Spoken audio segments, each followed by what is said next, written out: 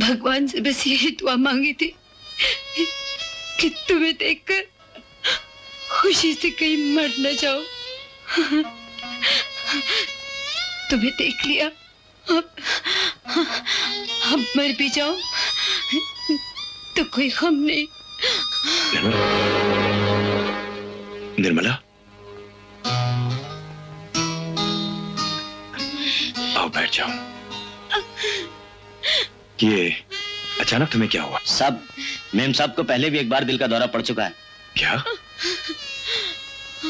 मुझे खबर क्यों नहीं दी? आप परेशान क्यों हो रहे हैं?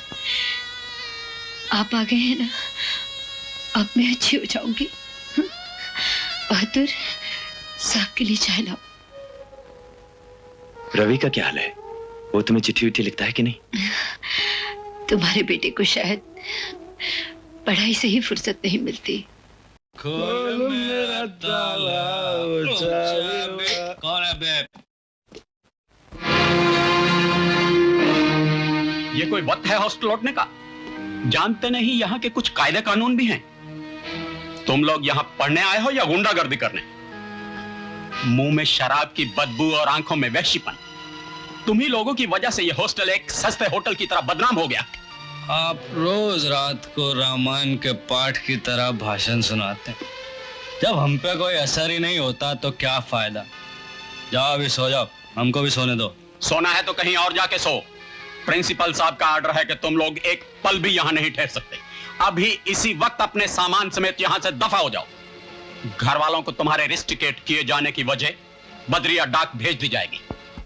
वाह साहबजादे वाह, खूब नाम रोशन किया है तुमने हमारा। अपने बाप को तुमने दिली तसल्ली पहुंचाई है कि उसका बेटा बदचलन तौर तरीके की वजह से कॉलेज से निकाल दिया गया।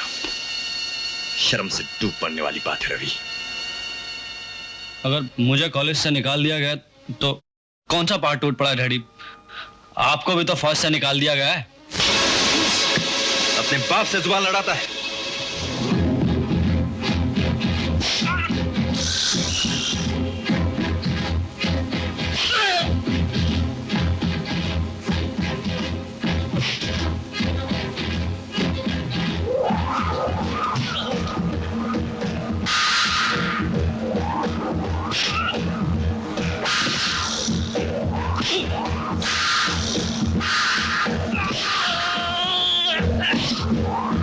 क्या कर रहे हैं आप? क्या इसे जान से मार डालेंगे? हाँ, मैं इसे जान से मार डालूं। छोड़ दीजिए, मैं कहती हूँ छोड़ दीजिए। रवि, मेरा बच्चा, मारते मारते क्या हालत बना दी है मेरे बच्चे की। कैसे बाप है आप? भूल गए वो दिन जब औलाद के लिए तरसती हुई तुम्हारी आंखें हर मंदिर, हर दरगाह, हर पीर के सामने आंसू बहाया करती थी। बोलो बोलो, क्या इसी दिन के लिए देवी देवताओं से मेरे बेटे को मांगा था? क्या इसी दिन के लिए मैंने? निर्मला, क्या हुआ तुम्हें? निर्मला, मैं डॉक्टर को फोन करके आता हूँ। मेरे पास बैठो।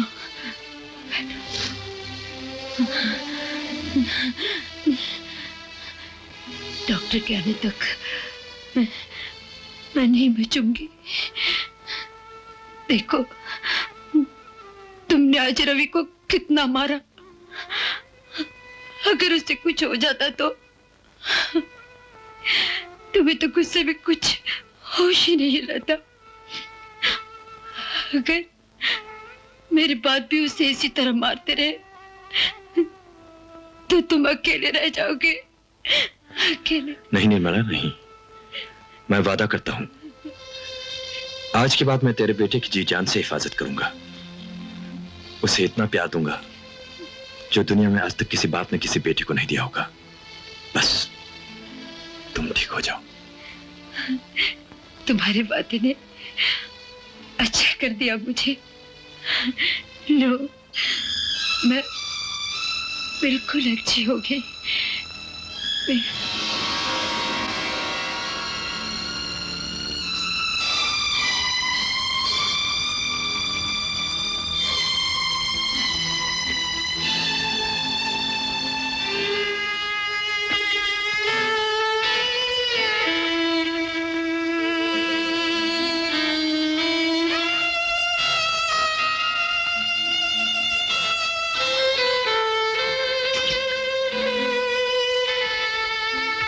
डैडी, माँ मेरी वजह से चली गई, मुझे माफ कर दीजिए डैडी।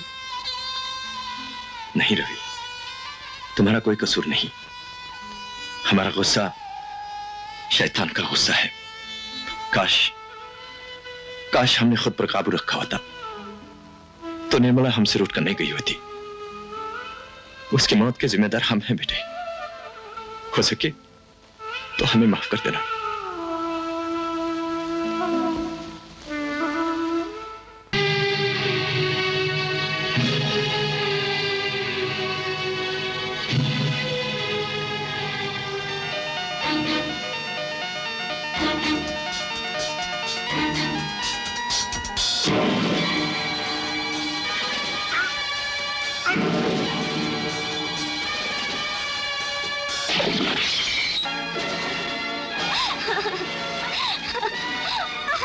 तूने मेरी जिंदगी बर्बाद की है।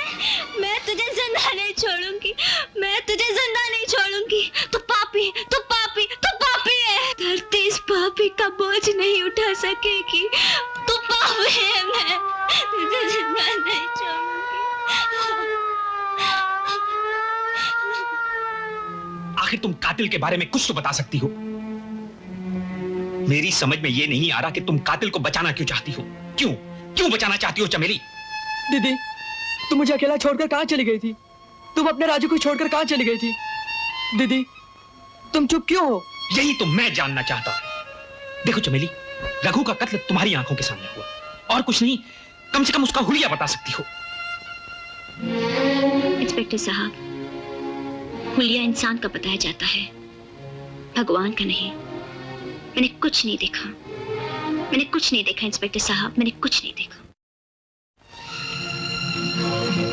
राजू, मूलचंद जी ने कहा है कि वो अपने बेटे की शादी तुम्हारी बहन से नहीं करेंगे। शादी की क्या जरूरत है शादी लाल जी? एक बार रास्ता खुल जाए तो ट्रैफिक अपने आप चालू हो जाता है। नहीं राजू, कमीने, अगर मेरी बहन के खिलाफ एक लफ्ज भी बोला तो तेरी जबान काट के गटर में फेंक दूंगा। अरे तू कौन होता है गटर में फेंकने वाला है? मैं आज तुझे ठीक किए देता हूँ। बहुत हाथ पांव चलने लगे तेरे। राजू, अरे मैं आज इसे मत मारो, इसे मत मारो, मेरे भाई को मत मारो, मैं तुम्हारे हाथ जोड़ती हूँ। कह दे इसे, अपनी जबान को लगाम दे। कुछ ही दिनों की बात, ताले को शहर भर में जीजा जी मिल जाएंगे। जिसकी बहन की इज्जत गटर में मिल जाए उसे गंगा जल की बात नहीं करनी चाहिए। राजू, राजू मुझे मर जाने दो। अपनी लूटी इज्जत की जादू उड़े, मैं कहाँ जाऊंगी? मैं कहाँ जाऊंगी राजू, मैं कहाँ जाऊंगी? दीदी, अगर तुम मर गई तो मैं कैसे जीऊंगा दीदी? तुम नहीं जानता राजू, समाज में हम जैसी लड़कियों के लिए कोई जगह नहीं। हम किसी पुरुष की पत्नी नहीं बन सकती, किसी घर की बहू नहीं बन सकती, किसी खानदान की इज्जत नहीं बन सकती। अजीब दुनिया है ये, जहाँ मर्द अपनी पल भर की प्यास बुझाने के लिए लड़के की पूरी जिंदगी पी जाता है। दीदी, हम यहाँ नहीं रहेंगे, कहीं ऐसी जगह चले जाएंगे जहाँ सिर्फ एक बहन होगी और एक भाई। अच्छा हुआ तू आ गया, मेरी तो हालत खराब है यार। अरे हालत तो मेरी भी खराब है यार, इसीलिए तेरे घर गया था। पता चला कि तू यहाँ है। मैं तो सुबह अखबार पढ़ते ही यहाँ भागा है। डैडी को भी नहीं मालूम। समझ में नहीं आता रघु का खून कौन कर सकता है? वही जिसने रमन का खून किया है। क्या मतलब? मतलब वही है यार। वैसे भी रघु 2 नंबर के धंधे का आदमी था और उसकी दुश्मनी किसी से भी हो सकती है। होने को तो कुछ भी हो सकता है, लेकिन जब तक सच्चाई सामने नहीं आएगी मुझे चैन नहीं आएगा। यार अखबार में लिखा था कि पुलिस ने चमेली को रघु के अड्डे पर पकड़ा है और वो वारदात के वक्त वहीं मौजूद थी, लेकिन फिर भी उसने कातिल का हुलिया नहीं बताया। क्यों? हाँ, उससे पता चल सकता है कि हमारा जिस आदमी पे शक जाता है कातिल वही है या कोई और। जी यार तू। हेलो हेलो रवि बेटे, तुम ऑफिस के बजाय फार्म चले गए? और जी वो डैडी, मेरी कुछ तबीयत ठीक नहीं है तो इसलिए यहाँ चला आया। तबीयत ठीक नहीं? कुछ ज्यादा खराब तो नहीं है? नहीं डैडी, ऐसी तो कोई बात नहीं है, बस 1-2 दिन में ठीक हो जाऊंगा। बेटे अपनी सेहत का ख्याल रखना और किसी चीज की जरूरत पड़े तो टेलीफोन कर देना। हाँ डैडी, आप खामा में परेशान हो रहे हैं। बेटे, तुम्हारे सिवा इस दुनिया में मेरा और है ही कौन? जिसने जिंदगी भर साथ निभाना था वो तुम्हें सौंप कर मुझे छोड़ गई। I understand dad. खैर, तुम्हारे पास कुछ पेपर्स पड़े हुए थे। जी हाँ, कार में रखे, कहें तो जिम्मी के हाथ भिजवा देता हूँ। ठीक है रवि, उससे कहना शाम को गोल्फ कोर्स में ले आए। Excuse me. Yes please. मुझे मेजर रॉय से मिलना है। वो गोल्फ कोर्स पर होंगे। Golf course? जी थैंक यू। बाय।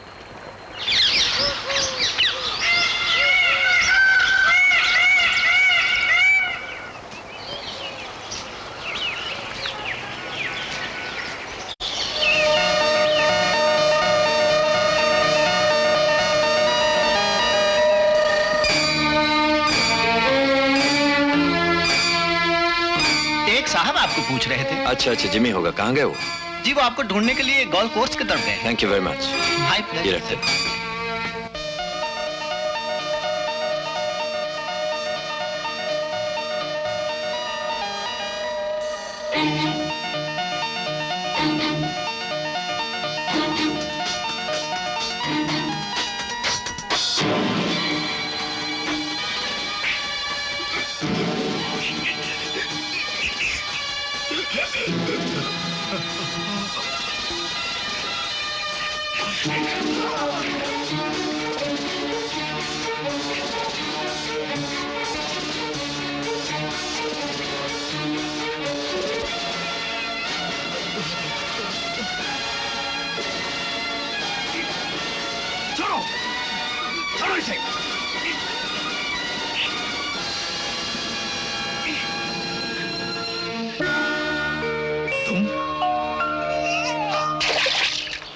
और ये तो, इसे क्यों मारा तुमने?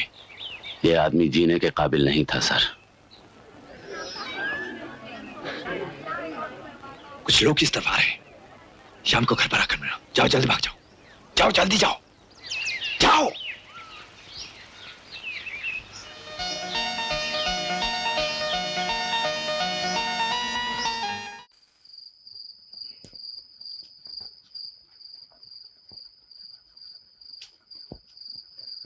कातिल हमारे पहुंचने से पहले फरार हो चुका था। हमने उसके आसपास किसी को नहीं देखा और फिर जो कुछ हमने देखा उसे तो हम बयान में बता चुके हैं। माफ कीजिएगा मेजर साहब, हमने आपको इस वक्त तकलीफ दी। Good night. Good night. Sir. Resham Singh. Sir आपने बुलाया था। हाँ चलो अंदर चलो।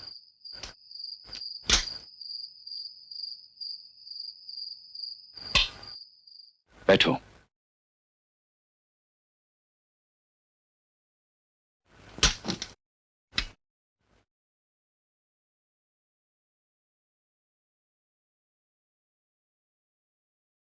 हम हैरान हैं। जिंदगी में इतने परेशान कभी नहीं हुए कि फौज का बहादुर सिपाही, हमारी जान बचाने वाला रेशम सिंह, किसी दूसरे की भी जान ले सकता है। आखिर ऐसी कौन सी वजह हो सकती है जिसने तुम जैसे आदमी को कत्ल जैसा संगीन जुर्म करने पर मजबूर कर दिया? हमें जवाब दो रेशम सिंह। बेफिक्र रहो, यहां की आवाज बाहर नहीं जाएगी और किसी को इस कमरे में आने की इजाजत नहीं है। यहां मैं अपनी मरहूम बीवी की यादों में जीता हूं। आपने मुझे इस जगह के काबिल समझा। Thank you sir. मैं भी अपनी पत्नी की यादों में जीता हूं,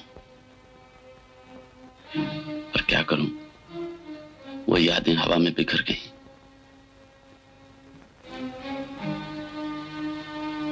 मैं शराब पी सकता हूं सर?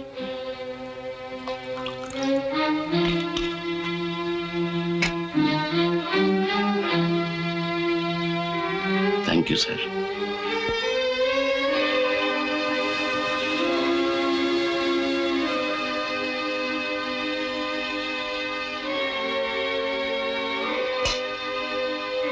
आपको सब कुछ बताता हूं सर। कातिल बनाने वाली जिंदगी की किताब पर लिखा एक एक हर्फ आपको पढ़कर सुनाता हूं। शायद चुभन कुछ कम हो जाए। आपके जाने के बाद पता नहीं क्यों फौज से मेरा जी उचट गया। मैं भी इस्तीफा देकर अपने गांव चला आया। बहुत अकेला महसूस कर रहा था मैं अपने आप को। शायद जिंदगी ने मेरी हालत पर तरस खाकर ऐसे हालात पैदा कर दिए कि जिंदगी की जंग लड़ने के लिए मुझे एक जीवन साथी मिल गया। मेरी शादी हो गई।